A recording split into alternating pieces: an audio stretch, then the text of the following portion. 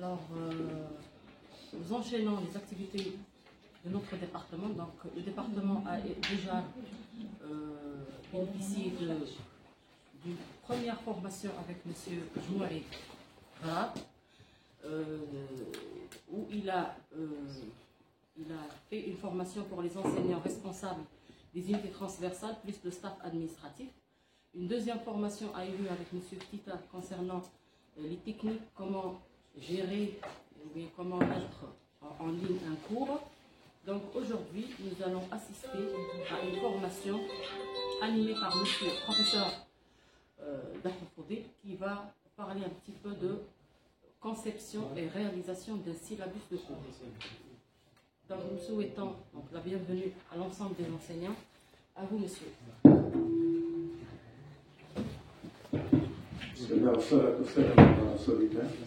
Madame la chef du département de la créance française, je vous remercie pour cette invitation et je remercie pour tous les collègues qui ont répondu.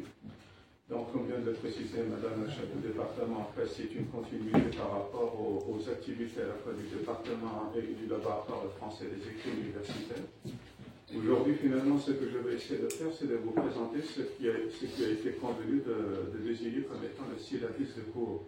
Mais je dois vous prévenir que dès d'abord, en fait, ne vous attendez pas à ce que je vous apprenne quelque chose. Je vais essayer beaucoup plus de faire ce qu'on appelle en méthodologie une pratique réflexive, c'est-à-dire vous inciter à réfléchir à partir de certaines de vos pratiques. Vous le savez par rapport à la méthodologie, lorsqu'on attendant de nos doctorants, de nos mastérants qui commencent à rédiger, généralement, ils utilisent très souvent des citations. Bien entendu, il faut faire la différence entre la citation d'auteur, et plutôt la citation d'information et la citation d'opinion. Et là, comme l'a remarqué le professeur Abadi, finalement, je vous ai proposé deux illustrations. Deux illustrations qu'on peut considérer comme étant des épigraphes. Vous savez que l'épigraphe, avant de commencer un travail, on traduit tout à fait, tout simplement, l'esprit. Bien, il y a une chose aussi que vous devez dire à vos doctorants, à vos mastérants lorsque vous les encadrez, c'est que le premier réflexe qu'ils doivent avoir à l'esprit, c'est de se poser la question de savoir quelle est ma langue de travail. Pour quelle raison? Parce que finalement, c'est la langue de travail dont va dépendre toute votre conduite. Et puisque nous sommes en train de travailler en français, cela signifie tout simplement que tout ce qui est le point de départ de ma réflexion va se situer à gauche pour aller progressivement vers la droite. Donc c'est pour cela qu'à la gauche ici, vous avez une première illustration. Vous voyez, c'est un peu, nous sommes en perspective, donc plus on s'éloigne en avant, et plus finalement vous avez ce brouillard dont il s'agit tout simplement de sortir. Et puis, lorsque vous êtes sorti de ce brouillard, c'est pour aller vous diriger vers quoi? Vers la rédaction. Vous voyez, c'est ce qui va vous permettre de mieux comprendre la chose. Bien, ce que j'ai l'habitude de dire également à nos doctorants, c'est qu'il doit veiller un certain équilibre entre le fond et la forme. Vous voyez, c'est-à-dire que les caractères de police que vous utilisez, la couleur que vous utilisez, le fond que vous utilisez, doit permettre à la fois la visibilité et la lisibilité. Bien entendu, il faudrait aussi préciser que généralement, donc, nous avons un titre et un titre, mais ce n'est pas exceptionnellement, ce n'est pas un énoncé, ce n'est pas une phrase. C'est-à-dire que le titre au plan de la ponctuation, il a sa façon tout à fait particulière d'y répondre. Et là, vous utilisez tout simplement des niveaux de titre. Donc, nous avons le premier niveau de titre qui s'intitule justement le syllabus. Et pour attirer votre attention, j'ai utilisé des capitales. Au passage, s'il vous plaît, nous devons faire la différence entre ce qu'on appelle la majuscule et les lettres capitales. Lorsqu'on parle de lettres majuscules, c'est uniquement l'initiale, c'est-à-dire que c'est la première lettre d'un nom propre, par exemple. Mais lorsque vous parlez des capitales, c'est l'ensemble des lettres qui prennent la majuscule, comme ici. Donc, syllabus de cours. Et là, j'ai un sous-titre. C'est le sous-titre, en fait, qui va me permettre de préciser davantage la perspective. Ce que j'ai l'habitude de dire aux doctorants, c'est que généralement, vous avez un thème, ensuite vous avez le sujet.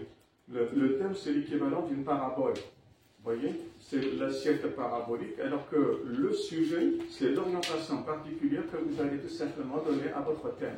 Et ici, ce qui nous intéresse en particulier par rapport au syllabus et au syllabus de cours, c'est deux aspects différents, et chronologiquement, qui vont se succéder. Dans un premier temps, il s'agit tout simplement de le concevoir, ensuite tout simplement de le réaliser. Et ici, par rapport aux gens qui sont en sciences du langage, la valeur de la coordination, de la conjonction de coordination, en fait, c'est la succession. D'abord la conception, ensuite la réalisation. Mais là aussi, on doit se mettre d'accord sur un certain nombre d'éléments que j'ai considérés comme étant un préalable.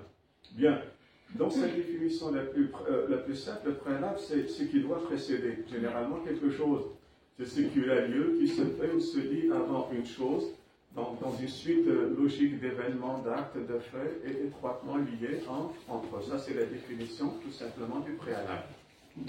Bien. Ensuite, la première chose sur laquelle on doit se mettre d'accord, c'est l'idée selon laquelle le concept, c'est ce qui empêche la pensée d'être une simple opinion, un avis et un bavardage. Vous voyez, c'est ce qui fait la rigueur scientifique. Tout discours scientifique, s'il ne repose pas sur des concepts particuliers, ce n'est que du bavardage. Il faudra faire aussi la différence entre ce qu'on appelle un point de vue et l'opinion. Le point de vue, c'est proprement le lieu géographique que vous placez afin d'avoir une vision claire. Et c'est en fonction du point de vue, c'est en fonction de votre vision que vous allez vous forger tout simplement une opinion. Bien. Là, ce sont tout simplement des exemples. Donc, nous confondons tous les jours ces trois mots, épreuve, essai, expérience, et dans tous les dictionnaires, on les définit l'un par l'autre, quoi qu'ils expriment trois manières différentes dont nous acquérons la connaissance des objets. Et là, bien entendu, lorsque vous êtes en train de présenter des diapositives ou un diaporama, il faudrait aussi équilibrer entre le jeu de couleurs. C'est-à-dire que parfois, les gens n'ont pas le temps de lire entièrement votre texte, et là, qu'est-ce que vous faites? Vous utilisez les couleurs pour attirer l'attention. Vous voyez? C'est-à-dire que finalement, en utilisant l'orangé, vous le savez déjà, j'ai attiré votre attention sur un certain nombre de mots-clés. Et là, c'est intéressant pour moi, parce que très souvent, lorsque vous présentez un diaporama ou des diapositives, il faudrait, dans la mesure du possible, éviter tout un texte. Ici, je ne peux pas le faire puisque c'est une citation. Mais normalement, chaque diapositive, il y a juste un certain nombre de syntagmes nominaux. Pourquoi? Et éviter aussi tout ce qui est en relation avec les animations. Vous voyez, il faudrait que ce soit une animation sobre. Donc, à chaque fois que je veux vous informer sur tel ou tel point, je ne fais que cliquer. Pourquoi?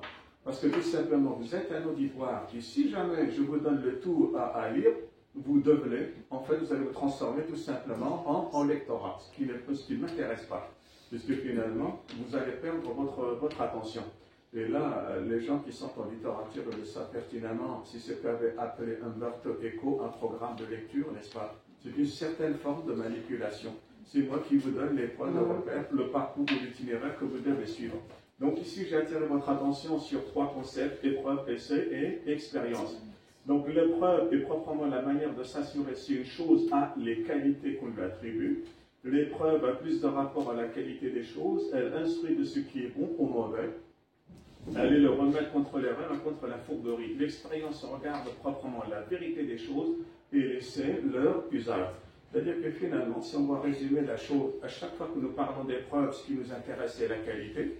Lorsque nous soumettons un objet d'étude à l'expérience, ce qui nous intéresse c'est sa vérité ou sa véracité. Et enfin, lorsque nous soumettons le même objet d'étude à l'essai, ce qui nous intéresse c'est proprement son usage. Voilà. Exemple, la différence aussi qu'il y a entre la douleur et la souffrance, le fait d'être étonné et surpris. Donc la douleur, en fait, elle est spatiale et par conséquent, elle est physique.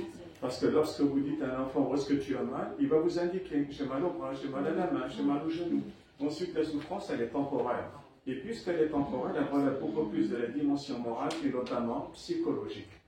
Bien, la surprise et l'étonnement. La surprise est ce qui saisit à l'improviste. L'étonnement est ce qui étourdit, cause un ébranlement moral. Par conséquent, la surprise est plus faible que l'étonnement.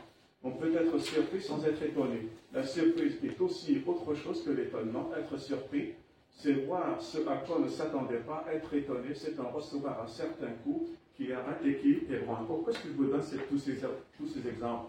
Je vous l'ai dit, c'est dans un souci de rigueur scientifique.